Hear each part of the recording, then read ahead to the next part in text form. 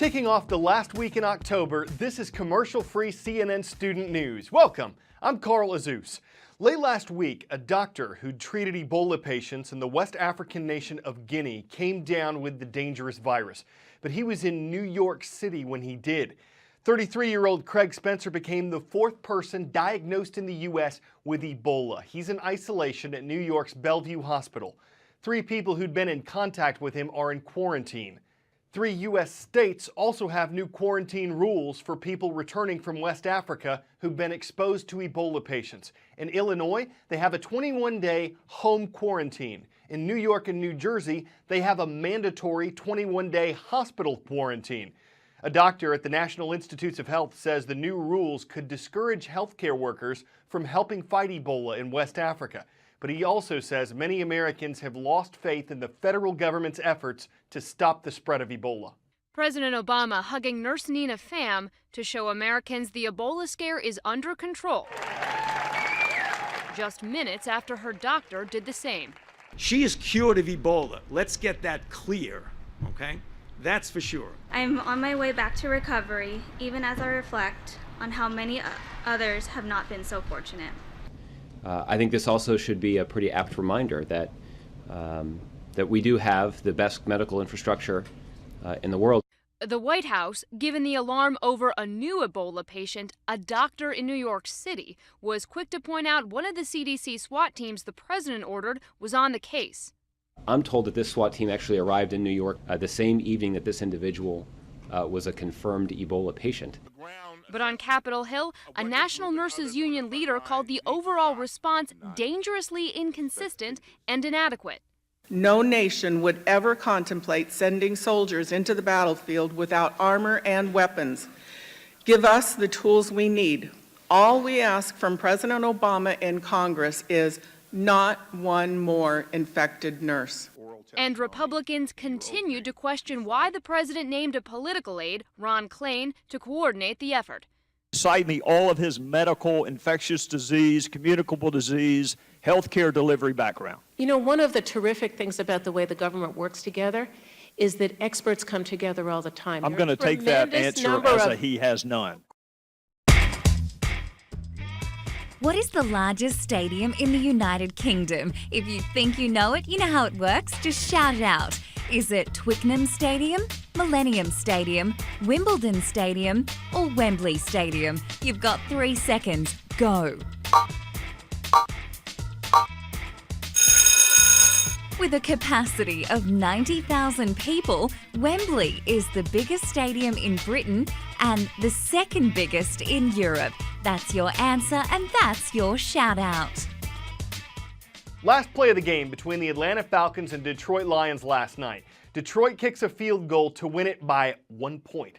The Lions had been down 21-0 at the half, but those who saw the extraordinary comeback in person were not in Michigan, they weren't in Georgia, they were at Wembley Stadium in the UK. And that's where the National Football League is testing an idea that could lead to an international football league. Well, this is the 10th regular season NFL game to be held here at London's Wembley Stadium since 2007. The question is, does the NFL have the ability to put a franchise in London? They want to grow their international audience. They want to grow the merchandise sales around the world. They really see this international series as a test case for growing this global audience. They want to make billions and billions of dollars around the world.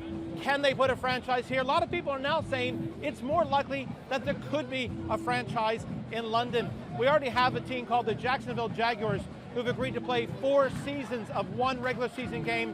They've already done that once. They'll play here for the 3rd match next month for this season.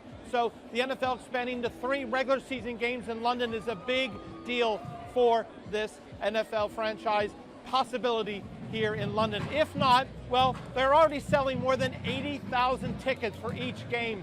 That's more than you'll get at most stadiums in the U.S. So that is a good sign that international fans love the NFL. Someday there could be a franchise.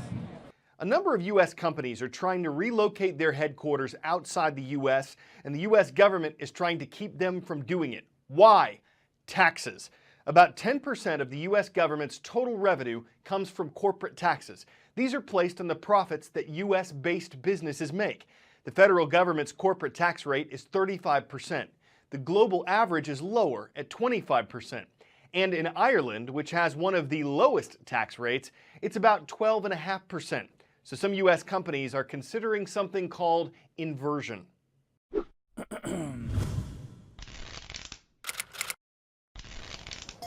Inversion. No, it's not a yoga pose. It's actually shorthand for a complicated and controversial tax maneuver used by some very large companies. Let's say we have a corporation in the US. It decides to buy a smaller one, in Ireland, for example. Is the combined company American or Irish? You'd probably say American, because that's where the buyer's from.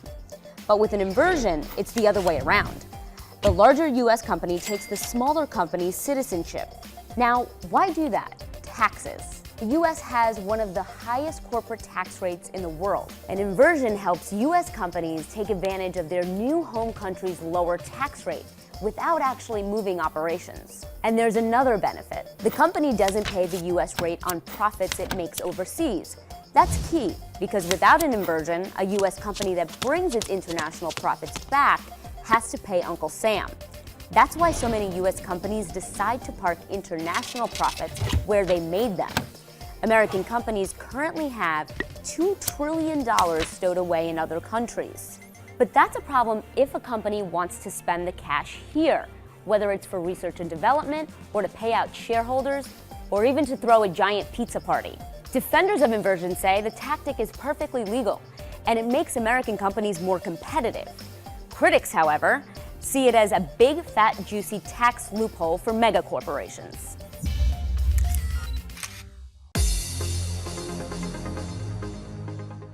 Roll call requests can be made on our transcript page at cnnstudentnews.com. From Friday's transcript, we got a request from Beaumont, California. The Cougars of Mountain View Middle School are watching. We got a request from Charlevoix, Michigan. It's where we found the Raiders of Charlevoix Middle High School.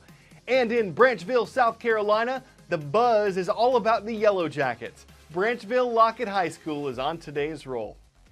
We told you earlier this month about a man who jumped the fence surrounding the White House and actually made it inside the building before he was caught. Another intruder tried the same thing last week, but he didn't get as far. Two of the reasons why: Jordan and Hurricane. They're employees of the Secret Service, they're considered police, they're aggressive and very highly trained, but they're not human.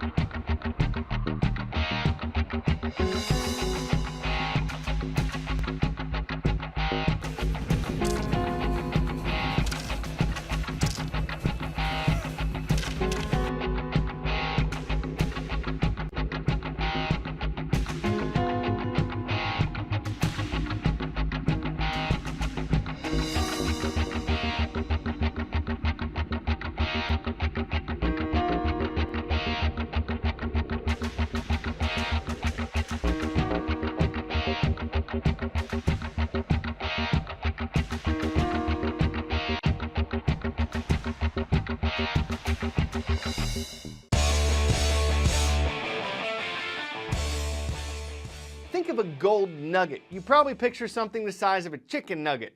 This is more of a gold clod. It was unearthed this summer in the mountains of Butte County, California. The person who found it won't say where, and he or she wants to stay anonymous, just like the person who bought it.